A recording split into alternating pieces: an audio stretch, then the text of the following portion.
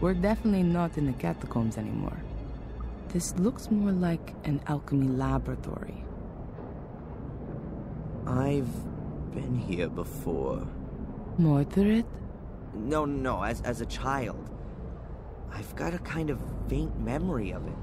Have a look around. Perhaps it'll come back to you more strongly.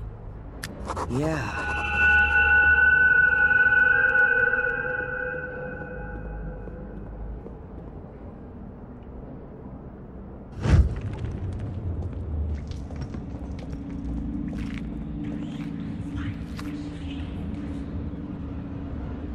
That's it. That's the hole that Angelina fell into as a child. I climbed in after her, but it's blocked up now. No wonder I couldn't find it up on the surface. And how did you two get back out of there? Through the catacombs? No. Bates. Oh, it was him. He got us out and then filled in the hole. But before that, we were at the portal. We were standing right in front of it. It's behind this door. Had Angelina opened it? I'm not sure anymore.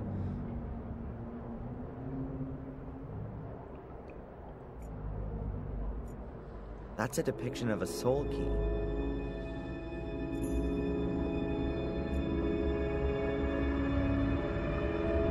Prima materia, planet metals, basilisk.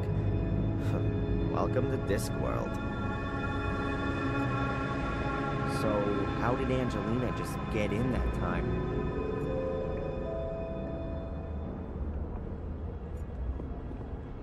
That definitely must have looked nicer way back when, but it's very solidly built. If it had been damper down here, the beams would have rotted away ages ago.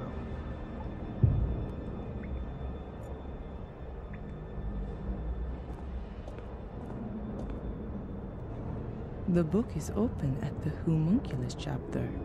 Is that a coincidence, or was Mordred busy creating an artificial life? Strange.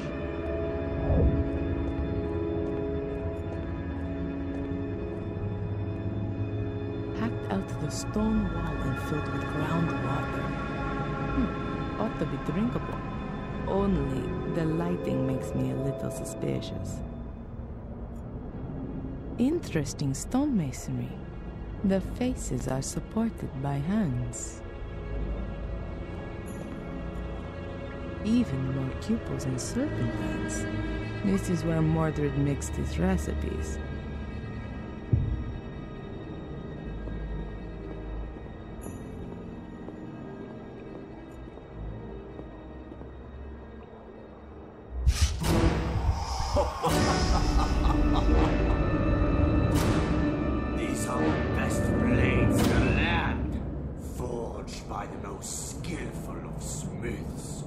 Much too good for those butchers that my brother calls soldiers. Adrian, you're scaring me. Please, put that away. And yet, they're nothing compared to my sword.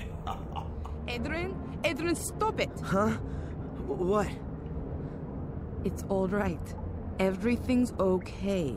Just put the sword down and then everything will be fine. From now on, we'll have to watch out you don't pick up a sword again, okay? You're not going to go near a sword again, Adrian. Do you understand? We don't want you having an accident or anything, do we? Okay, Sister Valentina. Is there a reason you're talking to me like some kind of wacko? None. Apart from the fact that you look like one and are behaving like one. Your eyes have turned black again, and you're fiddling about with a sword, and you're speaking like Mordred. Now then, please do us both a favor and keep your fingers away from sharp-edged weapons.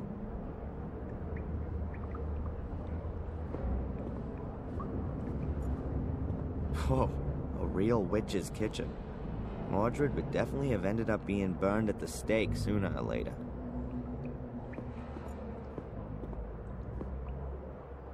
A lectern. What kind of a book is that? Homunculus pater omnis thelesmi totius? No idea. All in Latin.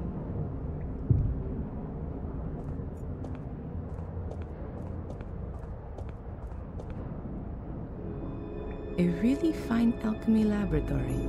There's virtually everything there that they used to use back then. But I doubt that Mordred was interested in creating gold.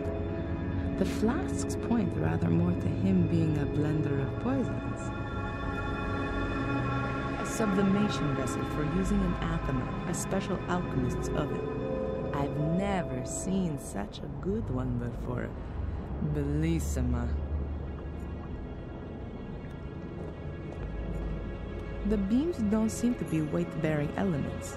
But what are they for then? Perhaps they had damp cloth stretched across them, because of the smoke that would always be coming from the alchemy experiments.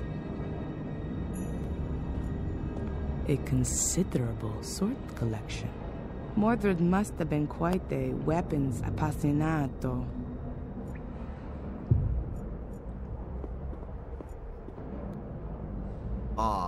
Mordred's tea kettle. How cute. Ruler of the underworld or not, 5 o'clock was tea time. Oh, maybe there are some 800-year-old homemade cookies here, too. Great. Even more tea kettles.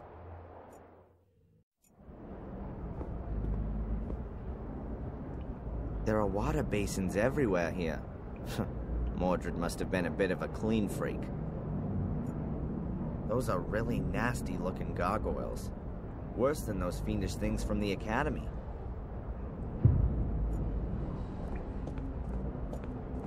A stove. The shaft once led outside, so there was a shortcut then.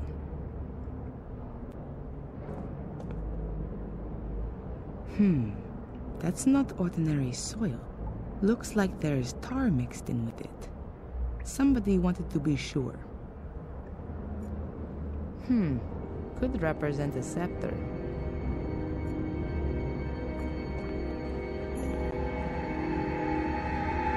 They must have the Tabula Smaragdina, the fundamental text for alchemy.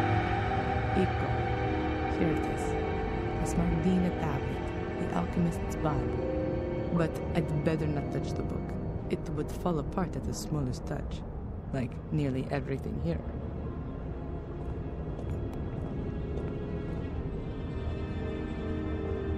I don't like secret doors.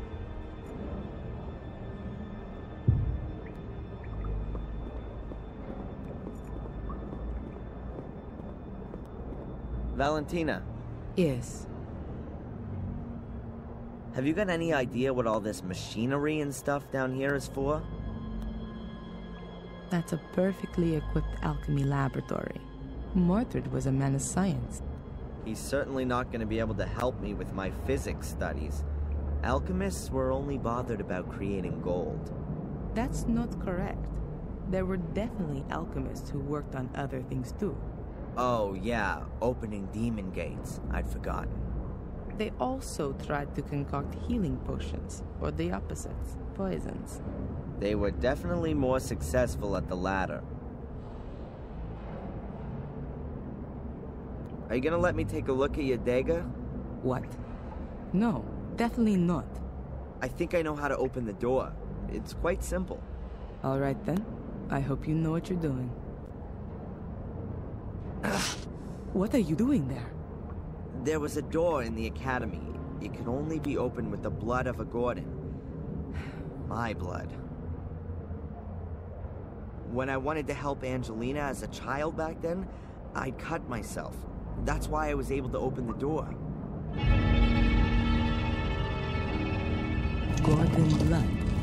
One further reason why only you can be the guardian. Let me go first. Why? I don't know what might happen when Mordred sees his beloved mirror again. Think about that thing with the swords. Okay.